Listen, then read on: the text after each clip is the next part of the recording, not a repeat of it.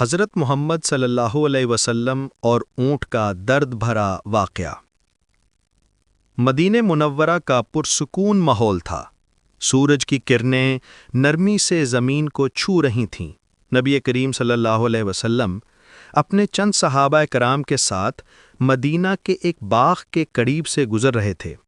اس باغ کے کنارے ایک اونٹ بندھا ہوا تھا۔ بظاہر تو وہ ایک عام اونٹ ہی لگتا تھا، مگر جب اس نے نبی صلی اللہ علیہ وسلم کو دیکھا تو اچانک ایک عجیب منظر رونما ہوا۔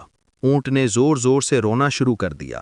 اس کی آواز میں ایسا درد اور فریاد تھی کہ سننے والے کے دل پگھل جائیں۔ اس کے آنسو بہنے لگے اور وہ اپنی گردن جھکا کر نبی صلی اللہ علیہ وسلم کی طرف بڑھا، جیسے اپنی فریاد پیش کر رہا ہو۔ نبی کریم صلی اللہ علیہ وسلم آگے بڑھے۔ آپ صلی اللہ علیہ وسلم نے اونٹ کے قریب جا کر اس کے سر پر اپنا مبارک ہاتھ رکھا۔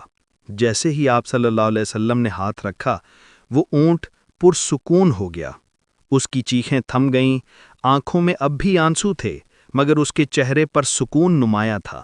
صحابہ کرام حیرت سے یہ منظر دیکھ رہے تھے۔ وہ سوچ رہے تھے کہ ایک جانور نبی صلی اللہ علیہ وسلم کو دیکھ کر روتا کیوں ہے؟ نبی صلی اللہ علیہ وسلم نے نرمی سے پوچھا، یہ اونٹ کس کا ہے؟ ایک نوجوان آدمی آگے بڑھا اور عرض کیا، یا رسول اللہ صلی اللہ علیہ وسلم، یہ میرا اونٹ ہے۔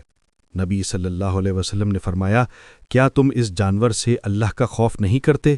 اس نے میرے سامنے شکایت کی ہے کہ تم اسے بھوکا رکھتے ہو، اس پر زیادہ بوجھ ڈالتے ہو اور اسے آرام کا موقع نہیں دیتے۔ یہ سن کر وہ نوجوان شرمندہ ہو گیا، اس کے چہرے کا رنگ اڑ گیا۔ وہ بولا، یا رسول اللہ صلی اللہ علیہ وسلم، میں غلطی پر تھا، آئندہ میں اس کے ساتھ نرمی اور رحم دلی سے پیش آؤں گا۔ نبی کریم صلی اللہ علیہ وسلم نے فرمایا، اللہ تعالیٰ تم سے محبت کرے جب تم اس کی مخلوق پر رحم کرتے ہو۔ یاد رکھو، جو کسی جاندار پر رحم نہیں کرتا، اللہ اس پر رحم نہیں کرتا۔